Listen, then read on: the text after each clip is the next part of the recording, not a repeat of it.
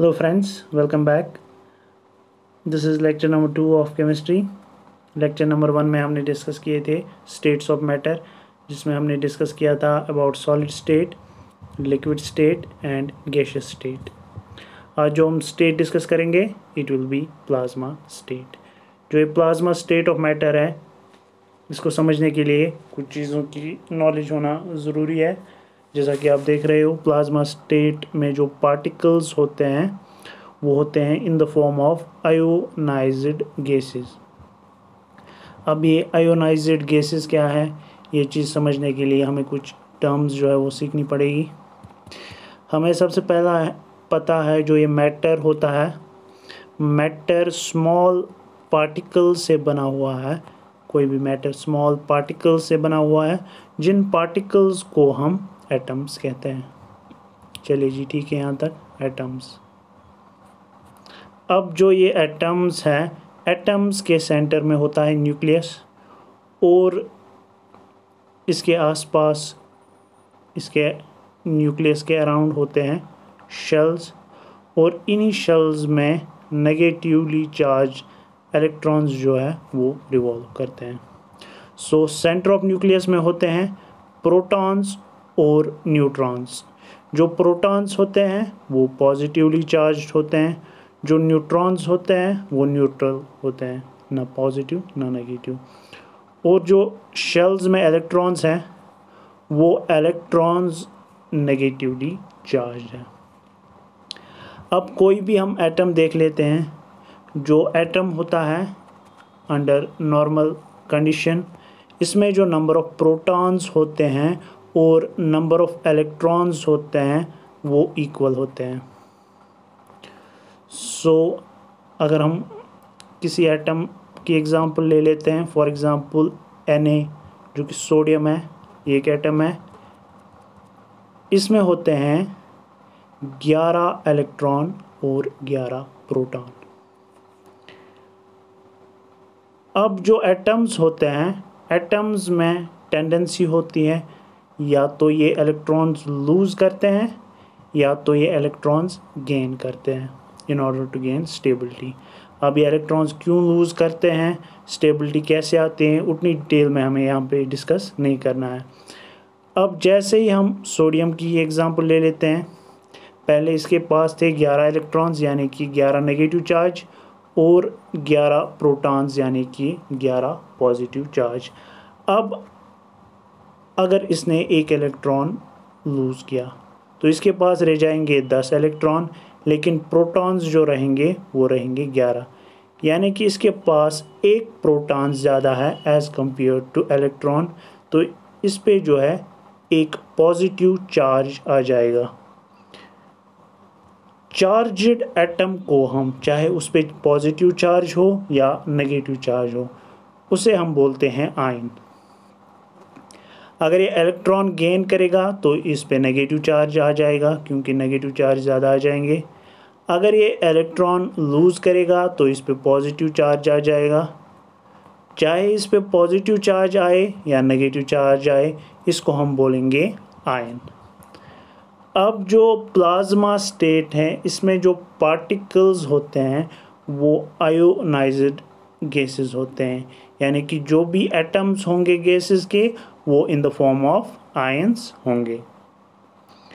अब इसमें जो इम्पोर्टेंट पॉइंट बन जाता है वो है ये, जो एग्जाम्पल है प्लाज्मा स्टेट की वो है एक तो फ्लोरेसेंट ट्यूब और नियॉन साइन बल्ब्स, जो कि कंटेन करते हैं प्लाज्मा।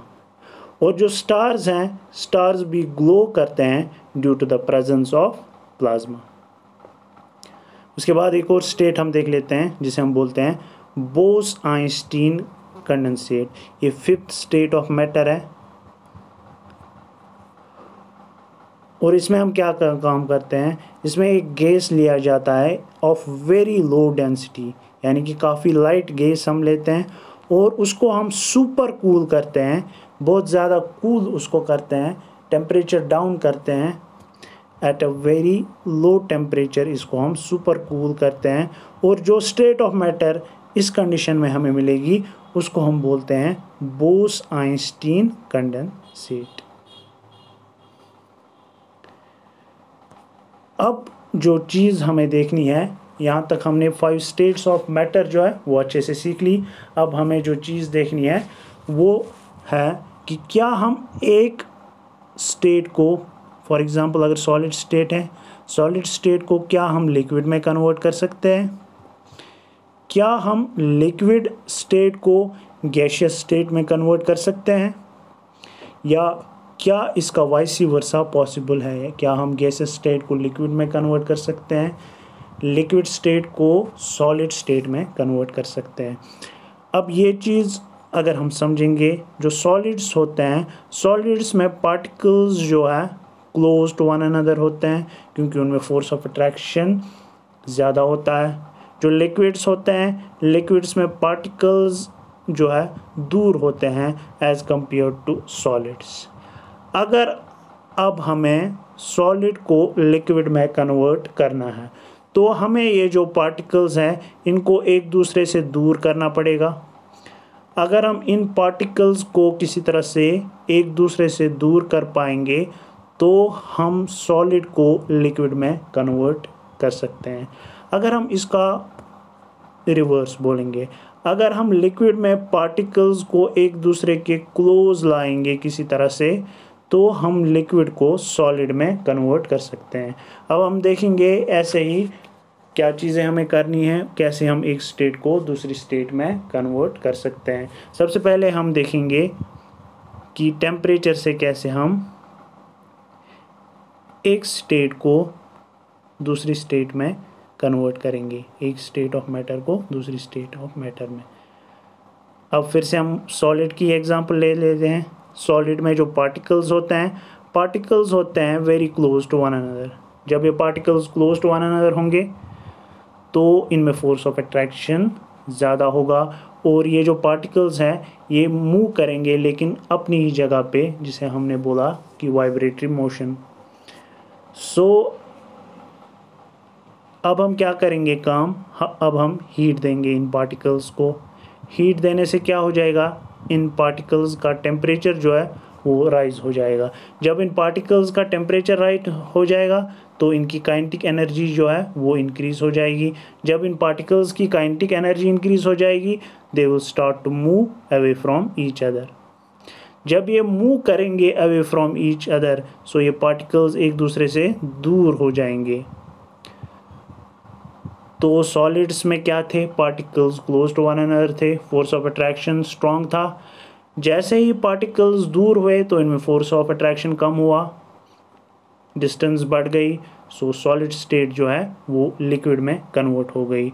और वो टेम्परेचर, यहाँ पे पूरा ध्यान रखने की ज़रूरत है, वो टेम्परेचर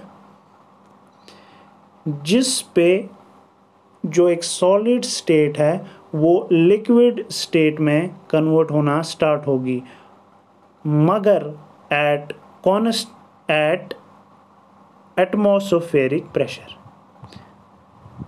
हमें पता है कि हमारे आसपास जो है एटमॉस्फेयर है और वो एटमॉस्फेयर कुछ प्रेशर एक्सर्ट करता है ऑन एवरी ऑब्जेक्ट और उस प्रेशर को हम बोलते हैं एटमॉस्फेरिक प्रेशर। यानी कि खाली इस टाइम इस पे जो है एटमॉस्फेरिक प्रेशर जो है वो एक्ट कर रहा है और कोई प्रेशर, हम एक्सटर्नल प्रेशर इस पे नहीं लगा रहे हैं सॉलिड स्टेट पे। जब एट एटमॉस्फेरिक प्रेशर हम टेम्परेचर देंगे सॉलिड स्टेट को और वो लिक्विड में कन्वर्ट होगा, जिस टेम्परेचर पे सॉलिड लिक्विड में कन्वर्ट में होगा एट एटमॉस्फेरिक प्रेशर, उस टेम्परेचर को हम बोलते हैं मेल्टिंग पॉइंट। और इस प्रोसेस, सॉलिड को लिक्विड में कन्वर्ट करना, इस प्रोसेस को हम बोलते हैं फ्यूजन।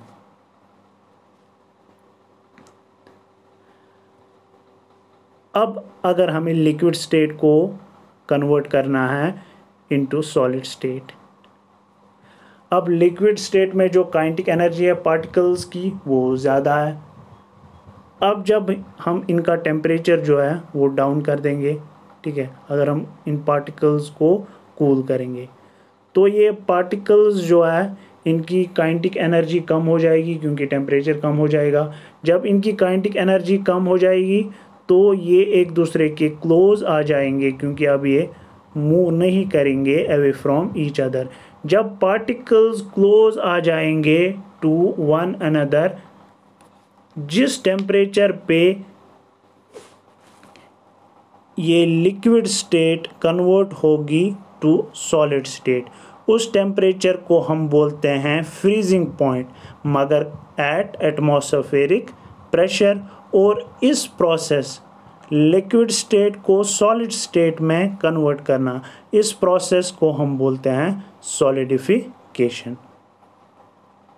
तो ये दो चीज़ें हो गई क्लियर। अब हम अगर लिक्विड स्टेट को गैसियस स्टेट में कन्वर्ट करना चाहते हैं तो हमें पार्टिकल्स को फर्दर मूव करना है अवे फ्रॉम ईच अदर। उसके लिए फिर से हमें हीट देनी पड़ेगी। हीट की वजह से टेम्परेचर जो है वो राइज हो जाएगा और ये particles away from each other move करेंगे। वो टेम्परेचर जिस पे एक लिक्विड होगा convert into gas at atmospheric pressure, उस टेम्परेचर को हम बोलते हैं बॉइलिंग पॉइंट और इस प्रोसेस को हम बोलते हैं वेपोराइजेशन। जैसा कि आपने घरों में भी देखा होगा, जब हम पानी को उबालते हैं तो पहले से ही वो पानी जो है गैसियस स्टेट में कन्वर्ट नहीं होता, लेकिन जब हम काफ़ी टाइम तक उसे उबालते हैं तो फिर हम देखते हैं अगर हम उस पर जो है ढक्कन रखेंगे तो उस ढक्कन पे जो है स्टीम जमा हुई होती है। सो वो टेम्परेचर जिस टेम्परेचर पे लिक्विड कन्वर्ट होगा इनटू गैसियस स्टेट, उस टेम्परेचर को हम बोलते हैं boiling point at atmospheric pressure और इस प्रोसेस को हम बोलते हैं vaporisation. Boiling point of water अगर हम देखेंगे वो होता है 100 डिग्री सेल्सियस। अब अगर हम सॉलिड को डायरेक्टली करेंगे कन्वर्ट इनटू गैस या गैस को डायरेक्टली हम कन्वर्ट करेंगे इनटू सॉलिड, तो इस प्रोसेस को हम बोलते हैं सब्लिमेशन।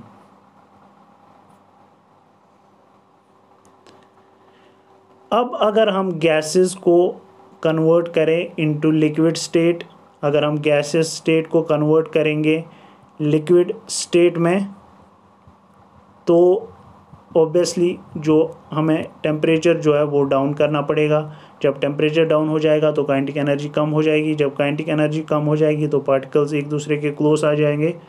इस प्रोसेस को हम बोलते हैं कंडेंसेशन। यहाँ पे एक इम्पॉर्टेंट टर्म है वो है इवापोरेशन, ये हमें समझनी है।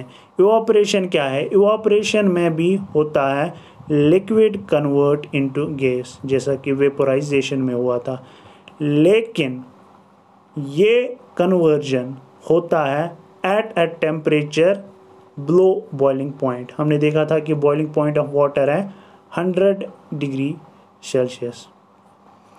जब हम पानी उबालते हैं तो वो 100 डिग्री सेल्सियस टेम्परेचर पे जो है वो गैसियस स्टेट में कन्वर्ट होता है। अगर हम अब दूसरी एग्जांपल लेंगे, सपोज़ फॉर एग्जांपल हम बाहर गर्मी में कपड़े सुखाने के लिए रखते हैं, तो जब कपड़े सुखाने के लिए रखते हैं, शाम को जब हम वो कपड़े लेने जाते हैं तो वो कपड़े बिल्कुल सूखे हुए होते हैं, यानी कि उसमें से जो पानी है वो निकल चुका होता है। अगर वो पानी निकला तो वो कहाँ गया? वो पानी जाता है एटमॉस्फेयर में और वहाँ वो वेपर्स में कन्वर्ट होता है, यानी कि गैसियस स्टेट में कन्वर्ट होता है। लेकिन ये किस टेम्परेचर पे हुआ? बाहर का टेम्परेचर कितना होगा? 30 डिग्री सेल्सियस, 35 डिग्री सेल्सियस या ज़्यादा से ज़्यादा 40 डिग्री सेल्सियस। जो ये 40 डिग्री सेल्सियस है ये काफ़ी कम टेम्परेचर है as compare to 100 degree Celsius जो कि बॉइलिंग पॉइंट ऑफ वाटर है। जब ये कन्वर्जन होगा, जब लिक्विड स्टेट कन्वर्ट होगी into gaseous state at a temperature below boiling point, इस प्रोसेस को हम बोलते हैं इवापोरेशन। सो इस वीडियो में फ़िलहाल इतना ही। नेक्स्ट वीडियो में हम कुछ और चीज़ें डिस्कस करेंगे अबाउट केमिस्ट्री। सो अगर वीडियो पसंद आए तो लाइक, शेयर और सब्सक्राइब ज़रूर करें। Thank you.